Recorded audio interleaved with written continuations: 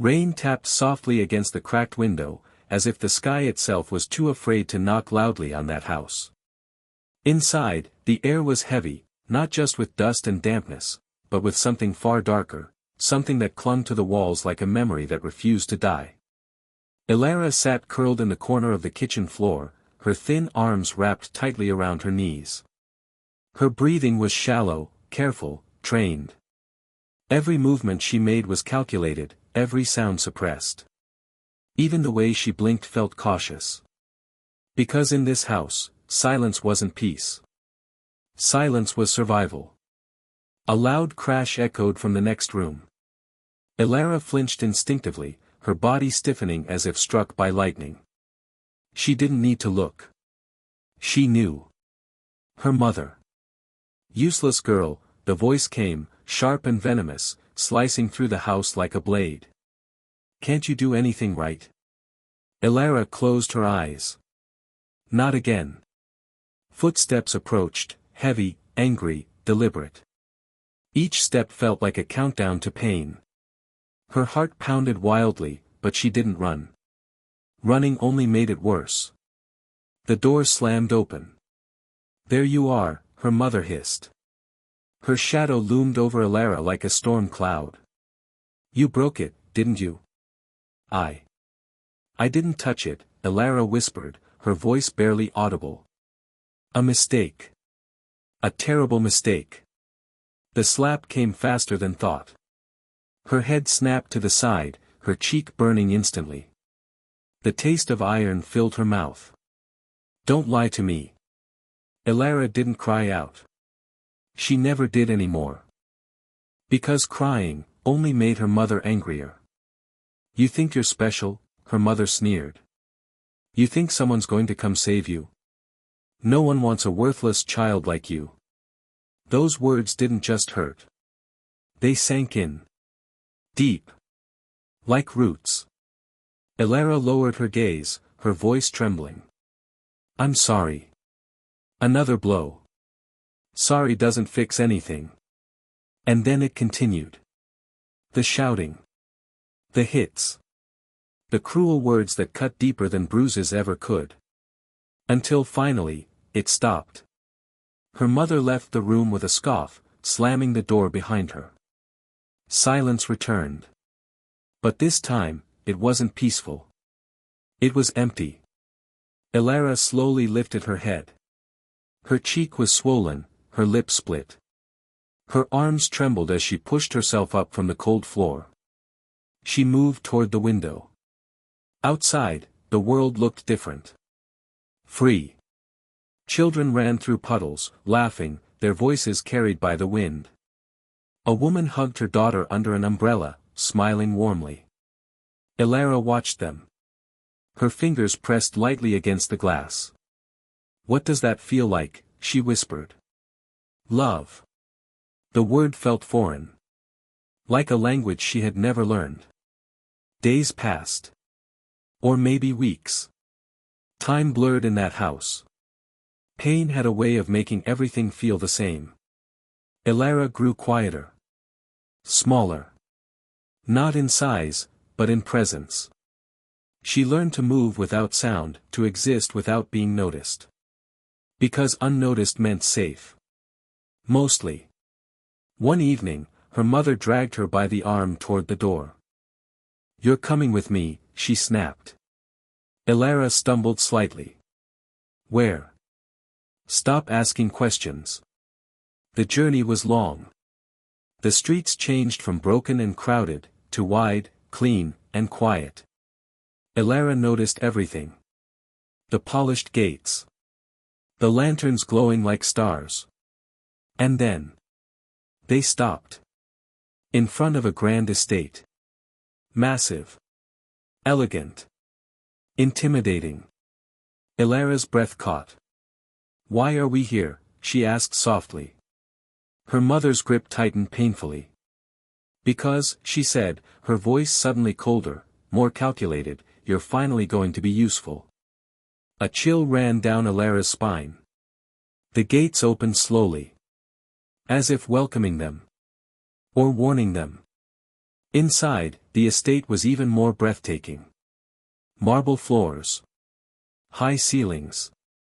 Paintings that seemed to watch her every move. Elara felt out of place. Like dirt on silk. A servant approached. "The Duke will see you now." The Duke. Elara's heart skipped. They were led into a vast room.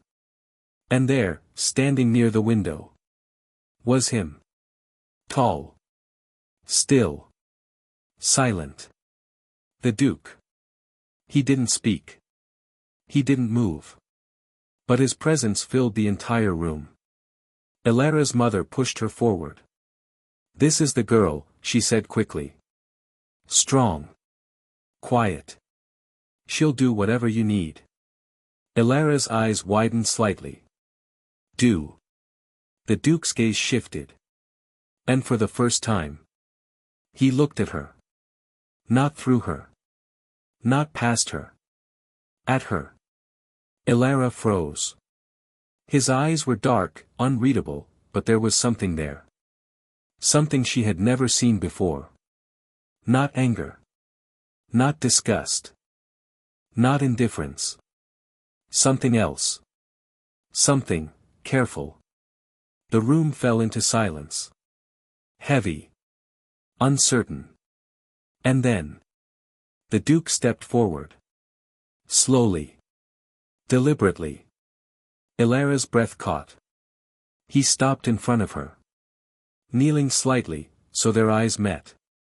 No one had ever done that before. Ever. His voice, when it came, was low, calm, almost unfamiliar with speaking. "Who did this to you?" Elara blinked.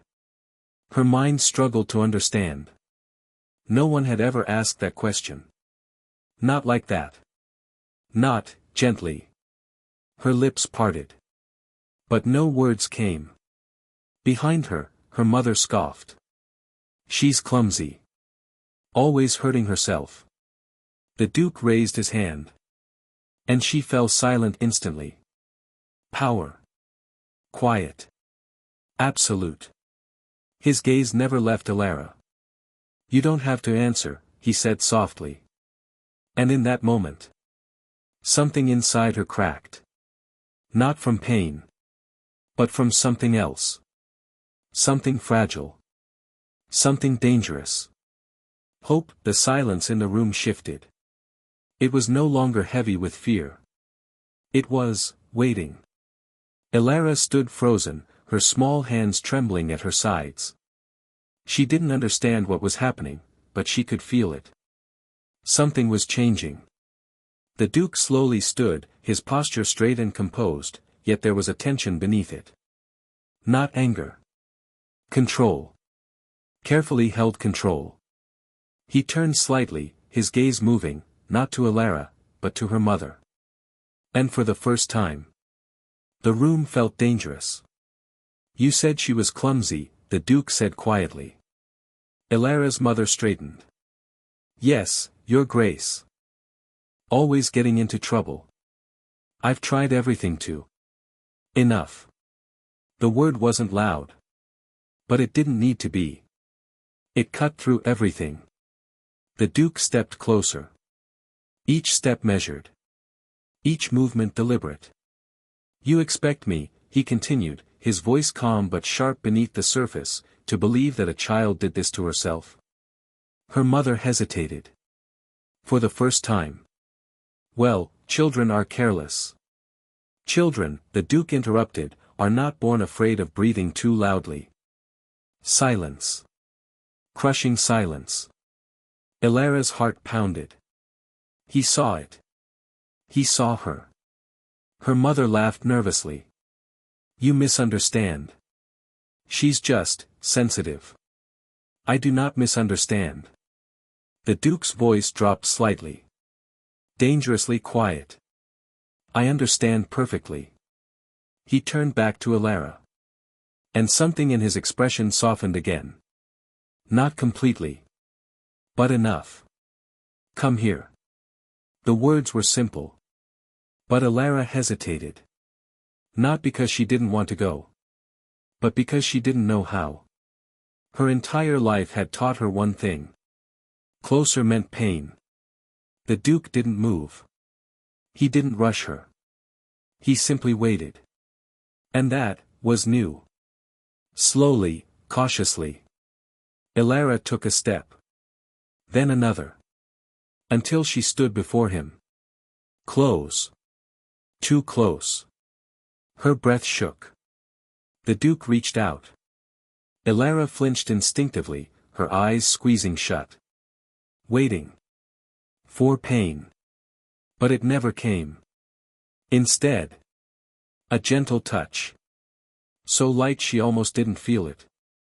He lifted her chin slightly, examining the bruise on her cheek. His jaw tightened. But his voice remained steady. You're safe here. Safe. The word echoed in her mind. It didn't make sense. It didn't feel real. Behind them, her mother stepped forward. Your Grace, if you're satisfied, I'll take her back. No. The Duke didn't even look at her. No. No. The Duke turned slowly. And now, there was no softness left. You will not be taking her anywhere. Her mother's face paled. She's my daughter. And you have failed her. The words hit harder than any blow. You brought her here as if she were an object. A tool. Something to trade. Silence. You will leave. The command was final. Her mother's expression twisted. You can't just leave, the Duke repeated. This time, there was no room for argument. Guards stepped forward. Not aggressively. But firmly. And just like that. She was gone. The door closed.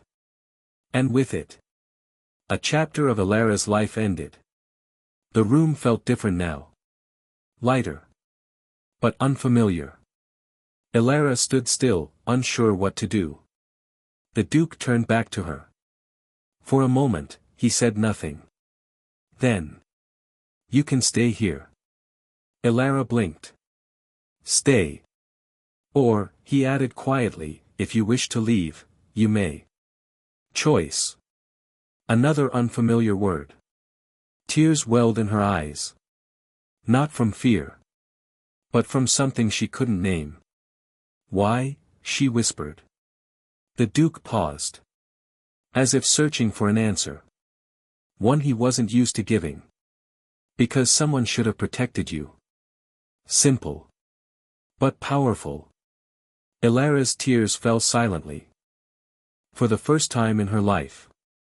She wasn't crying from pain. She stepped forward. Just slightly. Can I stay? She asked. The Duke nodded. Yes. And just like that. Everything changed. Days turned into weeks. Weeks into something softer.